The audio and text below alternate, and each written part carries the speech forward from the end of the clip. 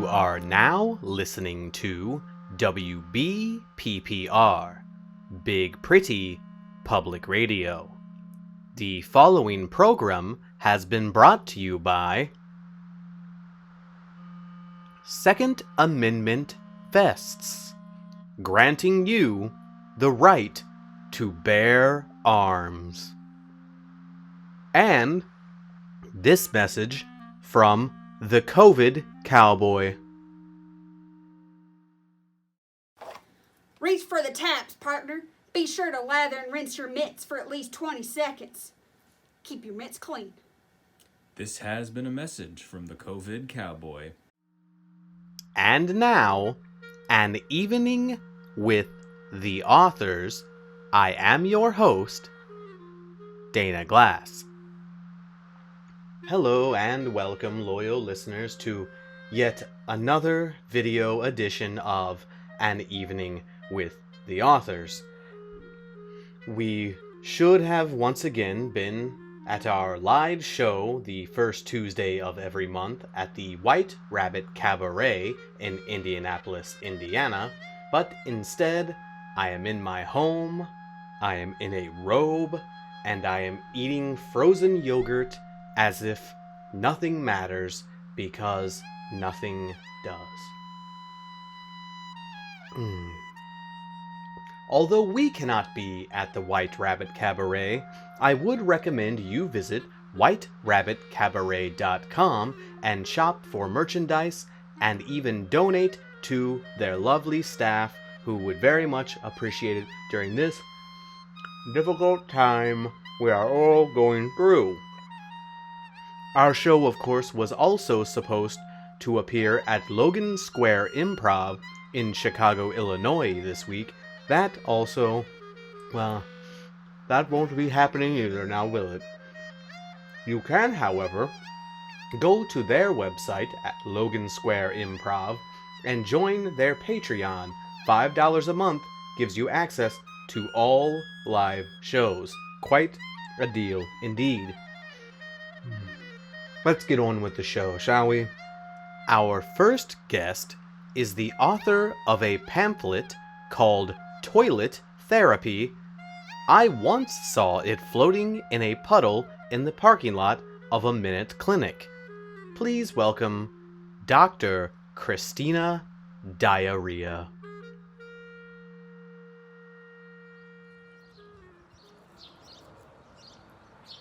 Hello. Step into my office.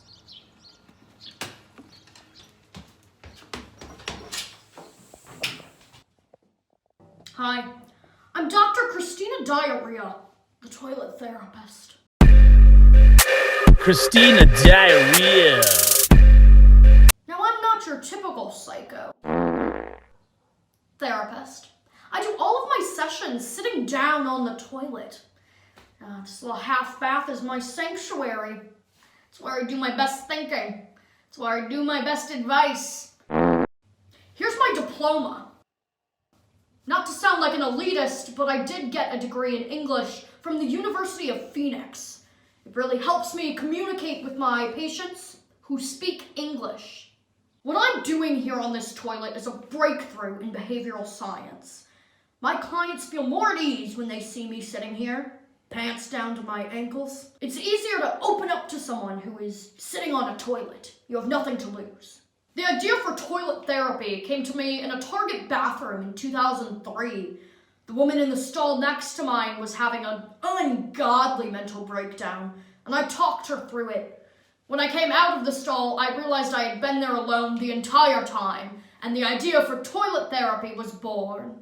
Now let's dive headfirst into some toilet therapy. The next question comes from Terrence G. of Hartford, Connecticut. Hi, Dr. Diarrhea.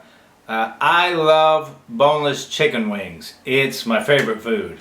But I also love to chew on the bone of a real chicken wing after I finish eating it because I just love gnawing and sucking on bone. But I can't do that when the wings are boneless. Dr. Diarrhea, what should I do?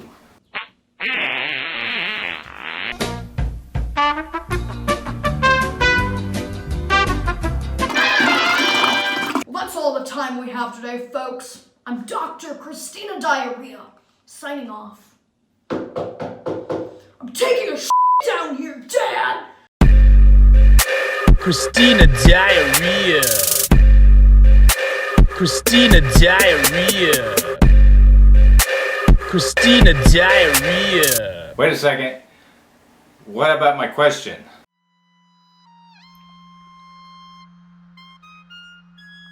Your next author is a man of great intellect and fortitude. He has harnessed natural energies to overcome enemies and improve his life, but he doesn't do it for your approval. Welcome, the innovator behind Reality is Fake and You Can Too, Mikey De Keko. Good evening. I'm Mike DeKeko. I'm here to bring you excerpts from my soon-to-be best-selling book called Reality is Fake and You Can Too. Please enjoy. The concept of creating your own reality is not new to most of us. Meditation teaches you to build calm by visiting places in your mind, while virtual reality lets us create new worlds and share them with others. It is instinctual for humans to crave something more, something just out of reach. But I say it is only out of reach if you are strapped to the chair of conventional reality, which you've been forcibly tethered to by society and its rules and its boundaries. You deserve more. And you deserve to dictate what your reality is. My book is all about teaching you to harness the power of your mind and build the future that you deserve. Join me now as I open your awareness to your potential and guide you to a greater existence. Chapter 1. From cog in the machine to controller of the machine. Before you can fly, you must learn to walk. And before you can walk, you need to gnaw at the harness that this world has captured you in, like a Doberman that is tethered in the front yard of my neighbor's house and tries to pee on me when I pass by. I am not angry at him for that. I respect what he is trying to do. That Doberman is restricted by its constraints, and that the only form of control that he has over this confinement is the spray of his urine and the target of his stream. He is exuding the first step to freedom, knowing what he has and using it to fight back. You, new comrade, are equipped with plenty of urine, to be sure, but you have other tools at your disposal. To unlock these, though, you need to shed the notions of reality that you've held for so long and ask yourself one question. If reality is so real, then how come I can do this? Picture me shooting a fireball from my hands. Did you see that? Did you see the raw power that I possess simply because I commanded it so in my mind? Of course you didn't, but that is only because you are still shackled by societal constraints and haven't achieved the level of awareness I have been elevated to. With my guidance, you will join me on this transcendent plane of hyperreality. Chapter 5. The Reign of the Righteous. They will tell you not to trust your own power. They will tell you the only reality is the one they dictate and feed to you. Well, they might say that to you. But do you want to know why they can't influence me? Because they do not exist in my reality. I have deleted them. They do not exist in my realm. Well, I guess I just acknowledge them, which would result in their existence in said reality. So, never mind. Pretend I didn't say any of that. I've already deleted it. Whoosh, gone. And if you're still thinking about it, well, that's your reality, brother, not mine. I can do that because this is my reality. I am the master of this place. I am the owner of this exclusive club. I am the bouncer with my tight shirt, rippling muscles, empowered to deny entry to those who would mock or defy me.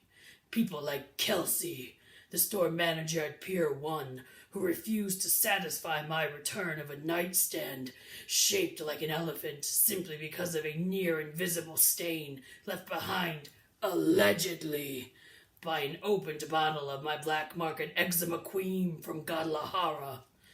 In my reality, she is a fish swimming through a pool of filth, and I am God. Chapter 17. Losing weight by believing it was never found to begin with. Actually, this chapter is pretty self-explanatory. I'm not fat, I'm a normal-sized boy in a world that is too narrow to accept my reality, or to make completely normal-sized airplane seats to fit those of us who have ascended beyond numbers on a scale, but still need to fly to Arizona for their cousin's dumb wedding. Chapter 20. The storm of insatiable stupidity. Be careful not to unleash your awesome power of creation and reality regulation on just anybody. There are those who will, through their own stupidity, refuse to honor the code of this cosmic craft, and will instead retaliate through brute force of the lesser realm. Even when you are wearing your band of unknowable wisdom around you like a halo, they will accost you by punching you in the groin anytime you walk past their lazy boy chair on your way to the kitchen. Or another totally common example that has nothing to do with my stupid stepbrother Kevin and his insanely meaty fists. In my reality, he is small and my genitals are unbruised. So I think we know who the real champion is in this mixed family matchup. The joke is also on Kevin because in my reality, I'm the one married to his mom. Because my stepmom is alarmingly attractive, and I am still coming to terms with that. I hope you have enjoyed this taste of sublime possibility that awaits you if you open your mind to a new truth, and also purchase my book, which can be found in most unlocked gas station bathrooms, or as I call them in my reality, the libraries of the well-traveled. Carpe diem, and Godspeed to us all.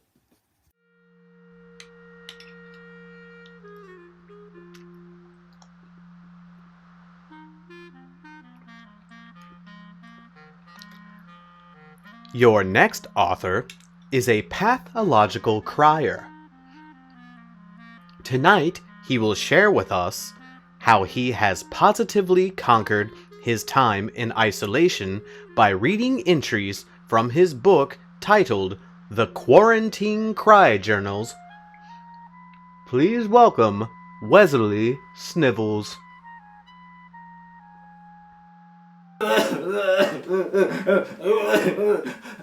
Hello, my name is Wesley Snivels, and I'm a pathological crier, which means that I cry constantly for no reason. I'm here tonight to share with you a book I wrote called The Quarantine Cry Journals.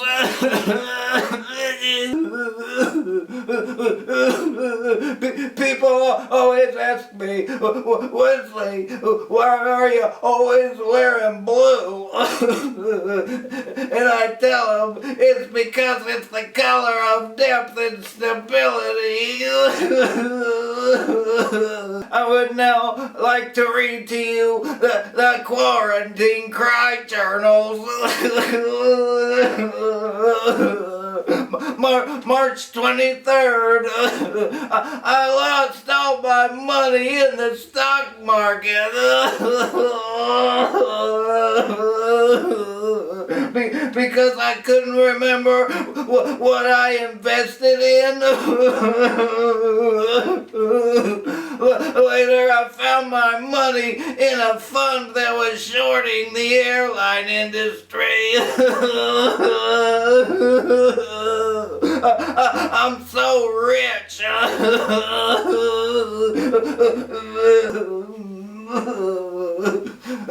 I also made some masks for my friends so that they wouldn't get sick, and so that I wouldn't get sick.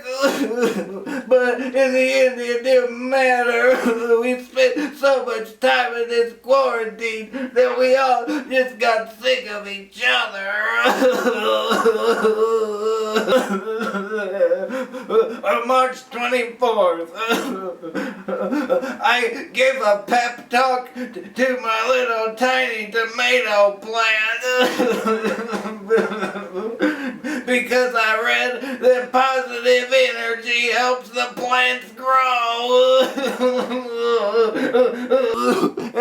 Hey, little buddy, I know you're in a green bean can, but you're a tomato.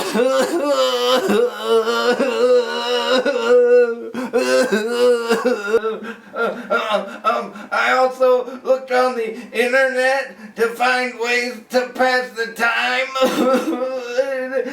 and I came across the 2008 sensation known as planking, and I think I got pretty good at it. Am I planking? Am I planking? March 25th.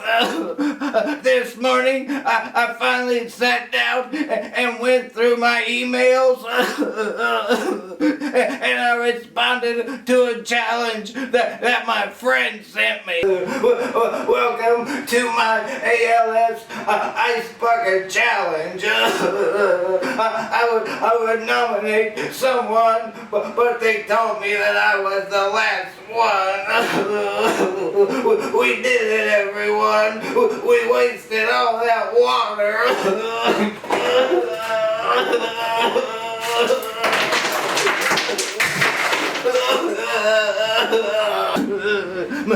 March 27th, I became a master of meditation because I am no longer wanting. Mainly because the stores are out of everything I need. And so as a consequence, I've achieved total enlightenment.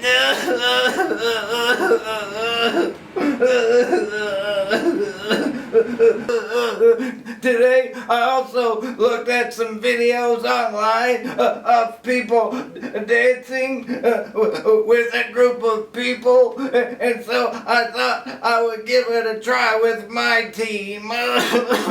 Con los terroristas.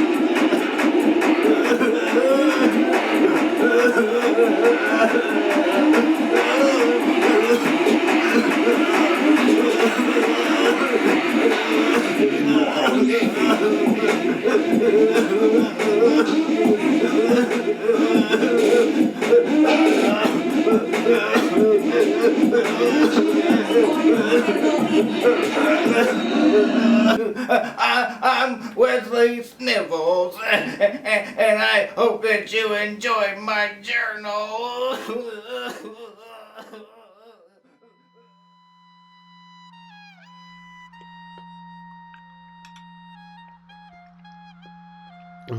Excuse me. The Deville Fashion House is known for their innovative, fur-forward designs.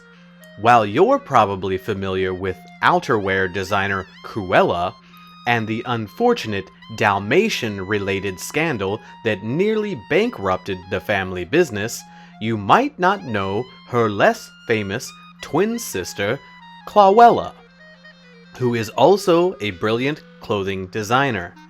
Here to share some sketches from her recently published fashion memoir and pattern book, Fur Real Fashion, this is Clawella Deville. Greetings, fashionistas. It is I, Clawella Deville, of the Deville Fashion House. Perhaps you've heard of us. Now, though I am not nearly as famous as my sister Cruella, that doesn't mean that I didn't inherit the family's extreme skill at creating the most beautiful, fashion-forward, luxurious clothes out of the fur of your home pet. Yes, a bit of our specialty. Now, unlike my twin sister Cruella, I don't go to such nefarious lengths to source my materials. First of all, who's wearing a puppy skin coat? All right, and a Dalmatian at that. It would be like putting on a neoprene bathrobe. And who wants to look spotted like a cow like that? No. She's taken it too far. She's taken it too far. What I find is much more effective than finding, killing, and skinning 101 Dalmatians is simply to find, adopt, and keep 101 stray cats. You'll have more fur lying around than you know what to do with. You can clean it out of your dryer vent. You can clean it out of your vacuum cleaner. You can simply brush them, and just piles of hair. It's literally a never-ending source of fashion material. The only limit is your imagination.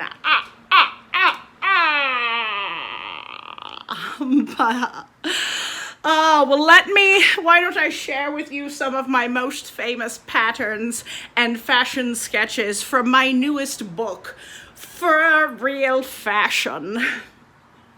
Show you some of my sketches here. See, this one is called Le Tigre. And as you see, it's got a very nice tiger striped fur type situation going on at the top. There at the bottom and around the cuffs. Very chic, very chic. Notice also the plumage there around the neck. That's made of whiskers. Yes. It's helps you see and feel and sense things. It's right around your face. Yes.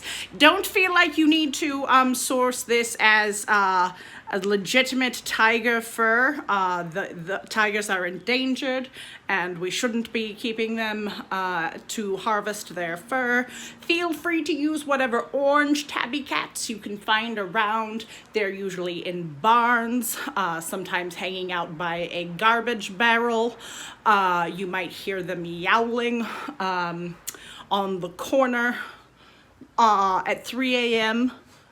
Just pick up one of those, pet it for a bit, and you'll have more orange fur than you know what to do with, darling.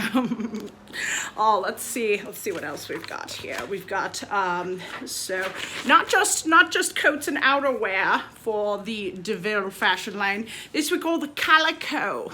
This is a lovely fur skirt made of, as you can see, some lovely calico cat fur there. It really goes with anything. Hides stains. Wear this to a cocktail party, drop something on it. No one is any the wiser. Very flattering. We've got this lovely asymmetrical hem here. I'm getting very Pebbles Flintstone vibes from this. It's quite lovely, so it's a more casual look from the collection. Let's see what we've got here. Oh, this is something that I drew for my twin sister, Cruella. Wanted to design something very special for her. This is called the Tabby. As you can see, a lovely fur shoulder piece here. Not unlike what I'm wearing, but more of a, a capelet type situation. And then, of course, the lovely trim along the bottom. Bonus, when you go to parties, you can help the host sweep up afterward with that. Yes, the cat hair will attract other dust and cat hair, and then not only will you be assisting the host, but your dress will only become more elegant and fancy. Now, I've never actually made this dress. I've never made this dress because every time I went to thread my sewing machine, one of my cats would jump up on the table and knock over my glass of champagne, thus shorting out the sewing machine, making it nearly impossible for me to do my craft. Or other times they do love to, they're such scamps, they love to just bat my thread around, get it into a very large knotted mess in my fashion studio. So it's hard to work. I just say it's difficult working conditions, which is why I such limited output from the Clauella Deville side of the studio. And that's just simply because cats are far more difficult to work with. Oftentimes I'm trying to, find just the right fur to put on a garment, and I'm trying to pick up the cat, and I'm chasing them around the kitchen island, and I am trying to get them, but they speed up and I try to cut them off at the pass, and they figure that out and they turn around. They're very crafty, and I will spend sometimes just literally hours chasing a cat around around my kitchen island in an attempt to get a color swatch. So again, not the easiest medium to work with, I'll give you that, but that's why I'm one of the greats. So now our next design here, I'll tell you, the Clauella Deville design studio doesn't just specialize in women's wear. We do men's wear as well. I call this one the Hemingway. See, it's a very fine tailored men's coat with a lovely fur lapel, long lapel, and then like a lovely fur hat there on top of the head. And all the fur on this design comes from six-toed cats. Every cat who contributed to this design had extra toes, polydactyl. They're called Hemingway cats. So those are just some of my designs for my new pattern and fashion memoir, For Real Fashion. Please don't mix me up with my sister Cruella, Peta. I'm quite tired of wearing paint home. Again, this is all just fur that I've swept up from around my home because I have 101 cats there. So, thanks for joining us. Back to you, Dana. Your next author is here once again to remind us all that just because we're on lockdown doesn't mean we can't inject some glamour into our lives. Here with another lesson in just that from her book, Not With Your Bone Structure, by Trixie von Wurst, we have part 2 of her tutorial.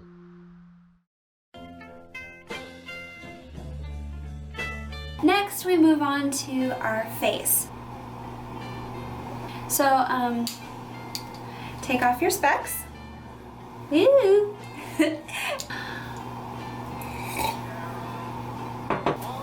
I like to start off with a good lid primer. I take the little thing and brush it, and then apply it to my eyelid, and then start brushing upwards. And just nice and blended.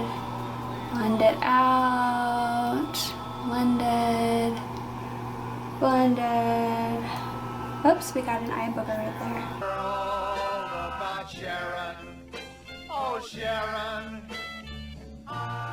you are the only one.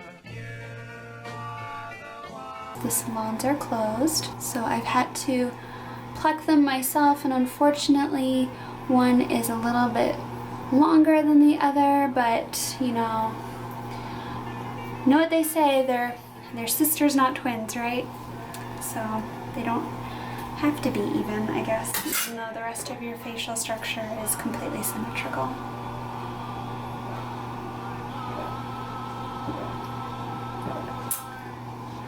Just a nice matte white eyeshadow, and I'm gonna put it all over my lid. Put that product on your brush, just lay it on, and then you So just keep packing it on. Keep putting it on your face.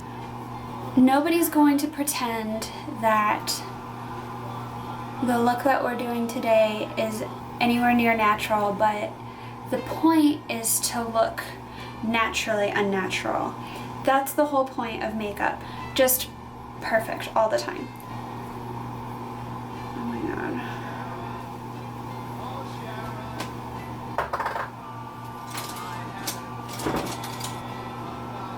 So I'm gonna go in with Lunatic Cosmetic Labs and Myth right there. Pack it on, blend it out.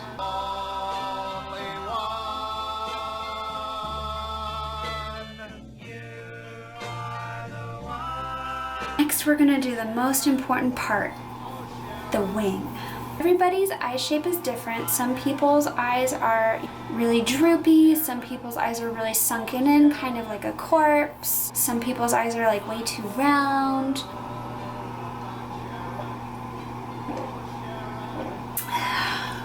Obviously, this is what works for me. You're just gonna have to figure out what works best for your eye shape, but you'll get there. I start with a little dot right off center, and I do that on both sides. I line very carefully.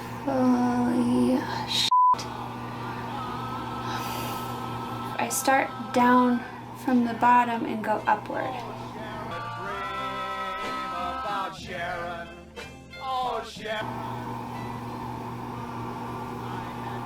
I think this one is a little bit thicker than the other one, so I'll go back in and build it up, I guess.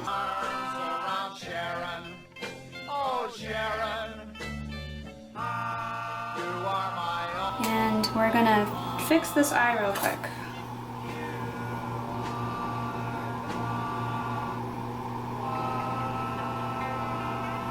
Okay, good enough. When you look into my eyes, Crap. We'll fix it later. It's fine. you'll see one love. Fix the line. Just do the other side.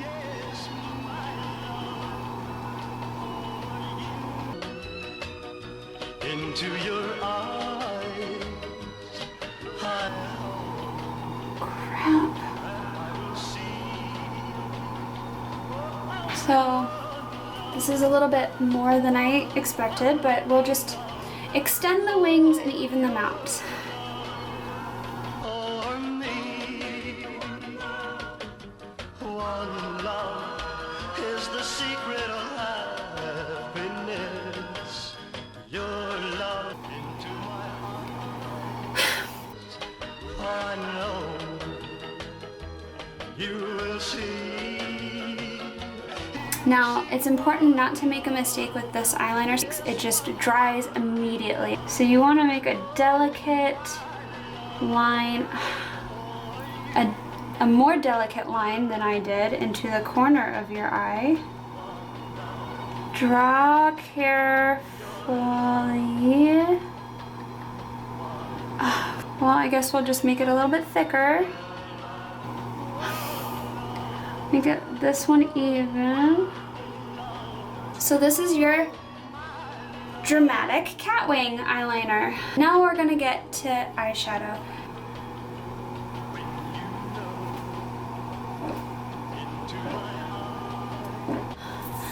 Okay, well, this is all the vodka I have left, and I can't go to the store because all of the stores close early now.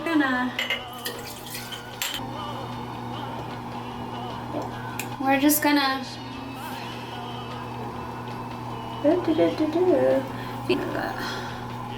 we're gonna go in with reincarnation. For me, one love is the secret of You really sort of like stab your eyeball with the fluffy part, and then you rub it in so that it looks good, and you blend, and you blend, and you blend. See, and when you screw up, you can just put more eyeshadow on and it fixes it. Look, not so bad now.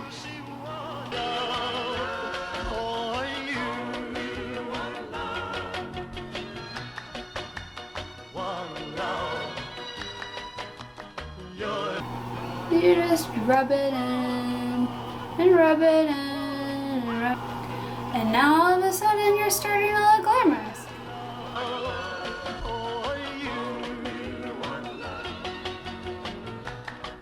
Over and over again, every day in the morning you wake up and you spend an hour putting stuff on your face so that you can take it off for an hour. Clothes, so who cares what your face looks like, but you care what your face looks like because you want to look pretty sometimes. Okay, now that you've contoured your eyes, contoured your eyes. It's small, but it's fluffy. You're gonna put a lot of this stuff on. Do the same thing. You put it in this spot, put a lot in it, and then you blend it out. Put a lot in and you blend it out. You put a lot back in, you put a lot back out, you put a lot back in, and you blend it all about. You do the blendy blendy and you blend it all about. That's what makeup's all about. So please look into my eyes, for I know. I don't even know why you contour your eyes if you just cover it with black. I saw it in a YouTube video and then I just copied it and I just did it. Just put it here in this spot and put more so you can't see how bad this is. And that's how you fix eyes. More and more and more and more and more and more. Can't even see. Okay, we did the blendy blendy. Small guy, the small one.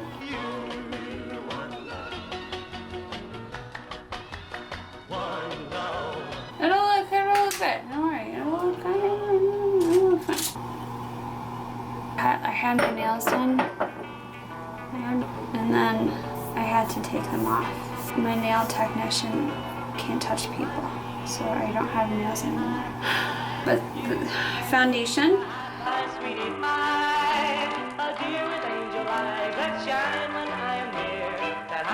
I have all of these pimples, not like, guys, I take care of my skin, but like, it's just so stressful now.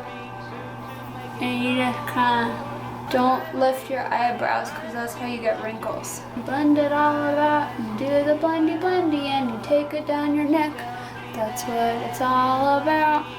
From the bottom of her heart, and she and I agree that we. Oh my god, I'm so bored. I don't want to do this anymore. What I do next is I start doing highlight and contour right here. Just a little bit, and then a little bit here, and a little bit there. And this makes you look younger. Not that I really need any help in that department. I always get carded when I go out. If you can look younger, why not, right? And like, who wants to look older? Nobody. Nobody does. Nobody wants to look old. Nobody wants to be an old lady with wrinkles. Oh, don't do that. You'll give yourself wrinkles. Want to look not shiny, so I use MAC.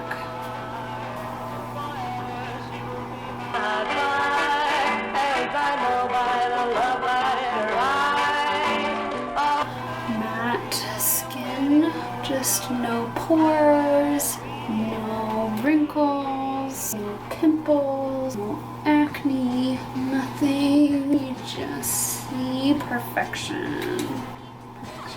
Contour next. Go in with this darker shade right here just to like really make it a thing. Just razor sharp cheekbones. It's so easy for me to find mine. I don't even have to. If you have trouble finding your cheekbones, that's a really helpful trick. Then you said you And then you blend it out. Just like your eyes, just like your face. You just gotta blend, blend, blend, blend, blend, blend, blend, blend, blend, blend, blend. You're unnaturally natural. Naturally unnatural. Unnatural. So once you do that, we're gonna put blush. It's a Sigma brush, find it. Something rose. Rosy cheeks!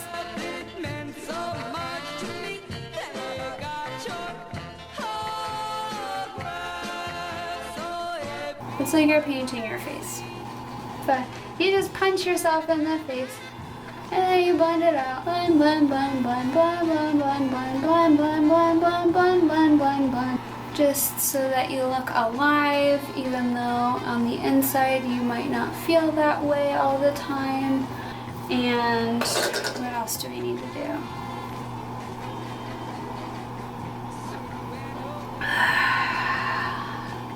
We're gonna do eyebrows next. This is a MAC eyeshadow in a color that's brown.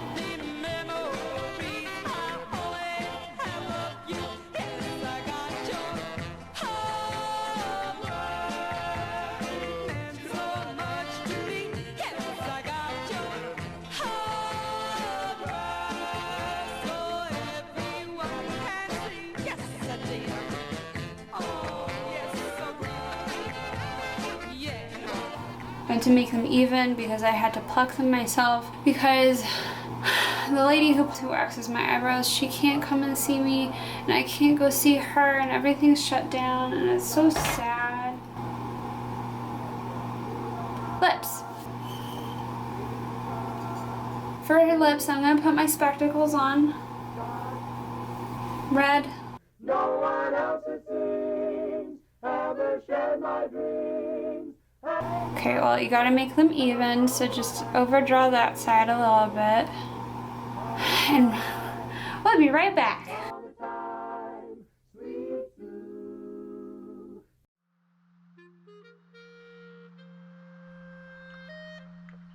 Well, loyal listeners, that will do it for this edition of An Evening with the Authors. I would like to thank all of the authors who submitted readings to this episode.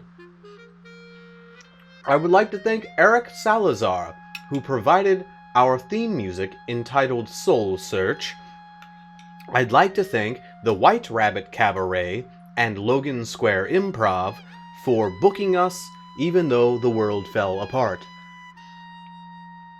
But most of all, I would like to thank you, loyal listeners, for spending an evening with the authors.